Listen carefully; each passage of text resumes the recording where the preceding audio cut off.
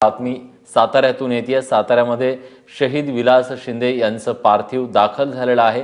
त्यांचं सातारा जिल्ह्यातलं मूळ गाव शिरगाव इथं अंत्यदर्शनासाठी पंचक्रोशीतले ग्रामस्थ दाखल झालेले आहेत। सगळेजण विलास शिंदे यांना श्रद्धांजली वाहत आहेत।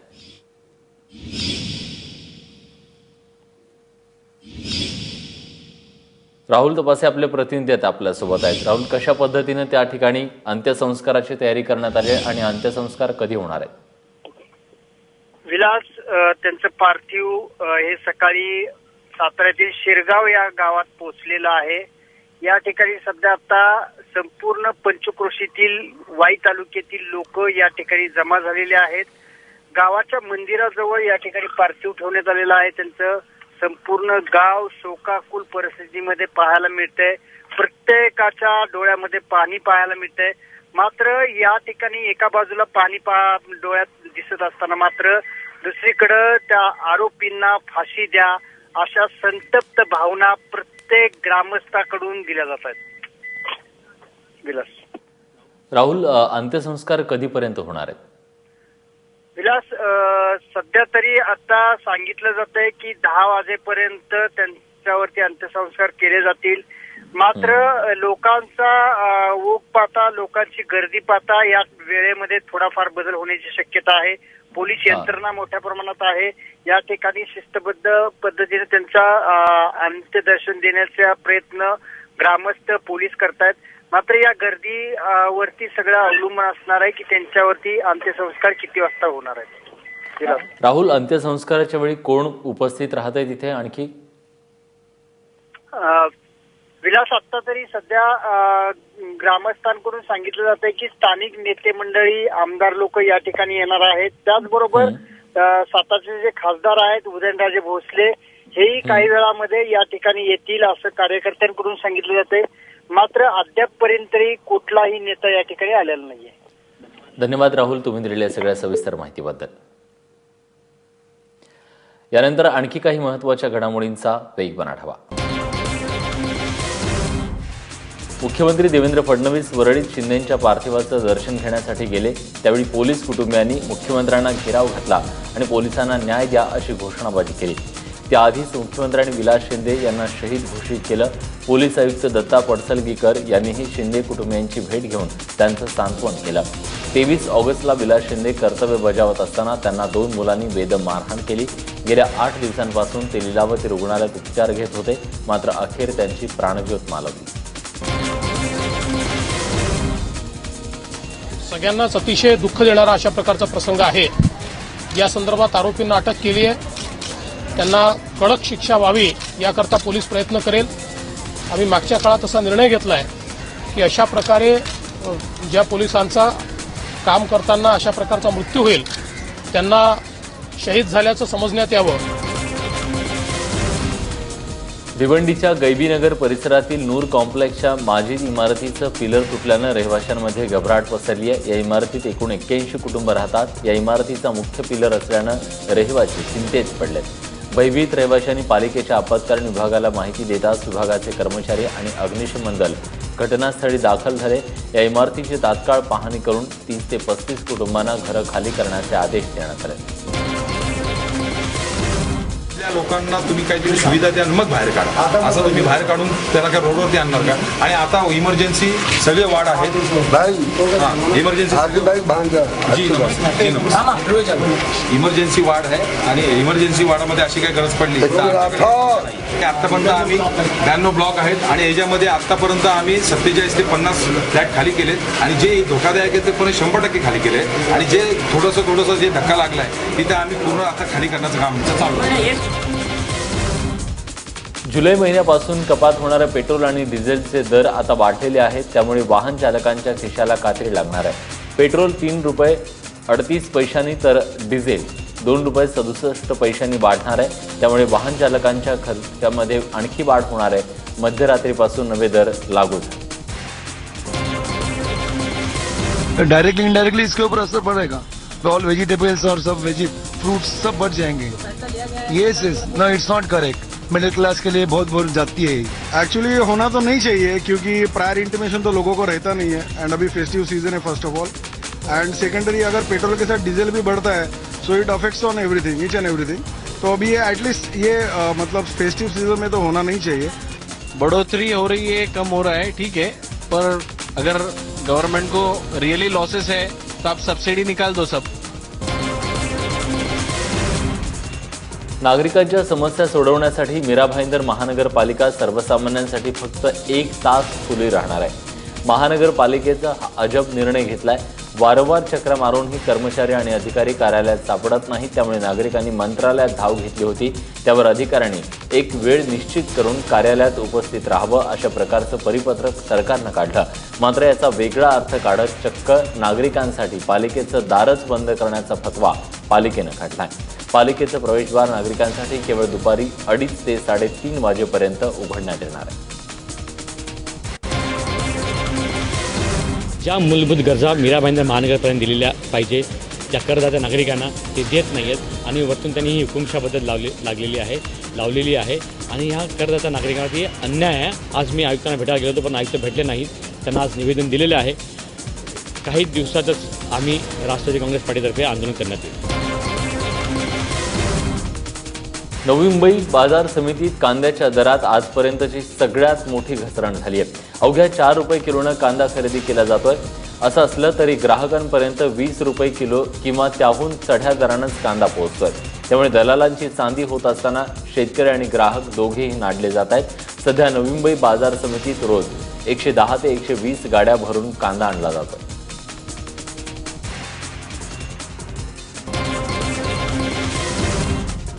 नवी मुंबई बाजार समितीत भाज्यांची विक्रमी आवक झाल्यामुळे सध्या भाज्यांचे दर कोसळलेले पाहायला मिळत आहेत। एरवी 20 ते 30 रुपये अर्धा किलोच्या दरात मिळणाऱ्या भाज्या सध्या 4 ते 6 रुपये किलोंवर येऊन ठेपल्यात। नवी मुंबईत टोमॅटो आणि कोबीला किलोमागे फक्त 4 रुपयांचा भाव मिळतोय, ज्यामुळे शेतकऱ्यांच्या चिंतेत भर पडली आहे। दरम्यान ग्राहकांना ज्या चढ्या दरानं भाज्या खरेदी कराव्या लागत आहेत, एपीएमसीत गेले काही दिवस 750 ते 850 गाड्या भरून भाजीपाला विक्रीसाठी येतोय। राज्यासोबतच परराज्यातून भाजीपाला येतोय, त्यामुळे या दरांवर त्याचा परिणाम झाल्याचं दिसतंय। होलसेल बाजारात डाळीचे दर उतरल्यानं डाळ स्वस्त झाली आहे। त्यामुळे मागील वर्षभर डाळीच्या महागाईनं हैराण झालेल्या ग्राहकांना मोठा दिलासा मिळालाय। सध्या बाजारात तूर डाळ 83 रुपये, उडीद डाळ 120, मूग डाळ 65, मसूर 65 रुपये प्रति किलो दरानं मिळते। साठे बाजारांवर आणलेल्या नियंत्रणानं वर्षभरानंतर का होईना डाळ स्वस्त झाली आहे। ऐन सणासुदीच्या काळात डाळीचे भाव उतरल्यानं ग्राहकांनी सुटकेचा निश्वास सोडलाय। टेमघर गळती प्रकरणात 34 जणांविरोधात गुन्हा दाखल करण्यात आला असून त्यातल्या 23 सरकारी अभियंत्यांनी अटकपूर्व जामिनासाठी अर्ज केलाय। त्यावर आज दुपारी सुनावणी होणार आहे। दरम्यान काल नगरमध्ये जलसंपदा मंत्री गिरीश महाजन यांनी कुणालाही पाठीशी घातलं जाणार नसल्याचं म्हटलं। 2 धरणांची चौकशी अंतिम टप्प्यात असून अनियमितता आणि सह्या करणाऱ्यांवर कारवाई केली जाणार असल्याचं गिरीश महाजन यांनी म्हटलंय।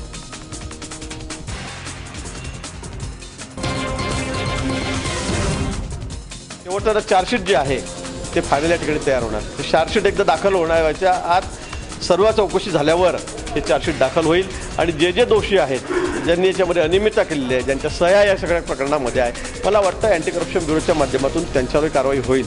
याच्यामध्ये कुणालाही पाठीशी घालण्याचा प्रयत्न नाही आहे, कुणालाही वाचवण्याचा ठिकाणी प्रयत्न नाही आहे। कोणी म्हणतो विदर्भामध्ये भाजपचे लोक आहे, कोणी तिकडे राष्ट्रवादीचे, कोणी तिकडे काँग्रेसचे, ज्यांनी चुकी केली असतील, ज्यांनी अनियमितता केली असतील, त्या सर्वांवर मला वाटतं या ठिकाणी अँटी करप्शन ब्युरो ही कारवाई करेल।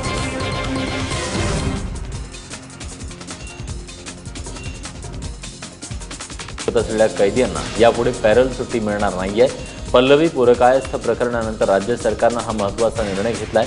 पल्लवी पुरकायस्थचा मारेकरी सज्जाद मुघलचा गेली 8 महिने पोलीस शोध घेत आहेत। पल्लवीवर बलात्काराचा प्रयत्न करून तिची हत्या केल्याप्रकरणी कोर्टानं त्याला शिक्षा सुनावली।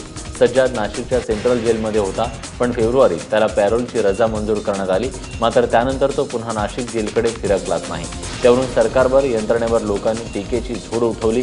त्यानंतर सरकारनं कठोर निर्णय घेतला। ओला उबेर विरोधातील आंदोलनाला पुण्यात हिंसक वळण मिळालं। पुणे आरटीओ कार्यालयाच्या समोर रिक्षा चालकांच्या आंदोलनाच्या दरम्यान ओला कॅबच्या 3 गाड्यांची तोडफोड करण्यात आली। मनसे, स्वाभिमानी आणि शहरातल्या इतर सर्व रिक्षा संघटनांनी एकत्र येत हे आंदोलन केलं। ओला उबेर बंद करा अशी मागणी करत हे आंदोलन करण्यात आलं। आरटीओ या प्रकरणी काहीच कारवाई करत नसल्यानं आता सरकारनंच रिक्षावाल्यांच्या समस्या सोडवाव्यात अशी मागणी करण्यात येते। यावेळी परिवहन कार्यालयासमोरील रस्ता अडवून आंदोलकांनी ओला उबेरच्या 3 गाड्या फोडल्या।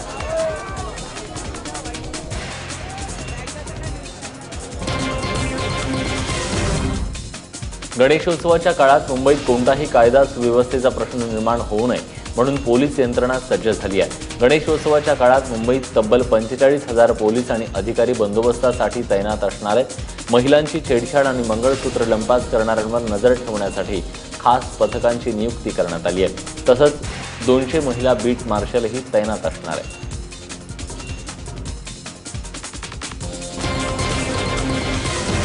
है वो कैंसिल की गई है कि जो महत्वपूर्ण विसर्जन के दिन है, तो पूरी मुंबई पुलिस आप समझ सकते हैं कि उस दिन रोड पे रहेगी बंदोबस्त के लिए। इसके अलावा हम बाहर से सेंट्रल पैरामिलिट्री फोर्स और स्टेट रिजर्व पुलिस फोर्स की जो भी कंपनियां आएंगी वो भी पूरे स्टेट में डिप्लॉय रहेंगी। गणपती विसर्जनाच्या दिवशी शिवाजी पार्कवर पार्किंगची परवानगी मिळवण्यासाठी मुंबई महानगरपालिका आणि राज्य सरकार हायकोर्टात गेलंय। मात्र येत्या 2 महिन्यात पर्यायी जागेचा निर्णय घेणार असल्याचं हमीपत्र द्या, तरच परवानगी द्यायची की नाही याबद्दल विचार करू अशा शब्दात कोर्टानं ठणकावलंय। या संदर्भात आज न्यायालयात सुनावणी होणार आहे। लेखी पत्र दिल्यानंतर सरकारपुढे पुढच्या वर्षी होणाऱ्या विसर्जनासाठी दादर चौपाटीजवळ पार्किंग शोधण्याचं आव्हान असणार आहे।